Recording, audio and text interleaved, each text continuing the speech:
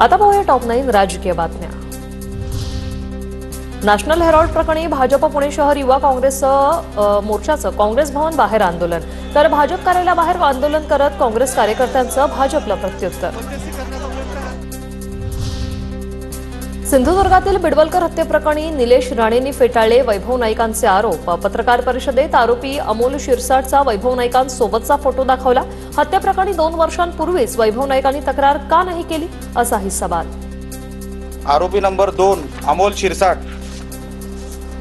हा वैभव नाईकांबरोबर डान्स करतोय, सर्कल करून ठेवलंय। तुम्हाला हाय रेझोल्युशनची कॉपी। नांदेड जिल्ह्यातील मंत्री अतुल सावेंनी मंजूर केलेल्या 7,25,00,000 लाखांच्या कामांना स्थगिती। भाजप आमदार तुषार राठोड यांच्या तक्रारीनंतर कारवाई। तांडावस्तीच्या 7,25,00,000 रुपयांच्या कामांचा यात समावेश। विश्वासात न घेता सावेंनी मंजुरी दिल्याचं राठोड यांचं म्हणणं आहे। माजी आमदार संग्राम थोपटे काँग्रेसला रामराम ठोकणार असल्याची सूत्रांची माहिती।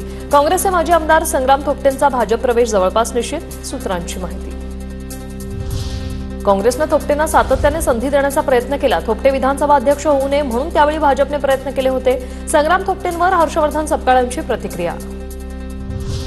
काही मराठी भय्ये आहेत, त्यांनी मराठी व्हायचं की मराठी भय्ये व्हायचं हे ठरवावं, राऊतांच्या टीकेला संदीप देशपांडेंचं उत्तर।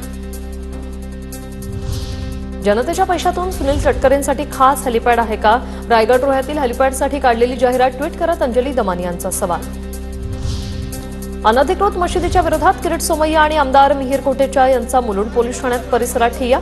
17 एप्रिलपर्यंतचे अल्टिमेटम असताना भोंगे मशिदी निघाल्या नसल्यानं किरीट सोमय्या ठिय्या आंदोलनावर ठाम।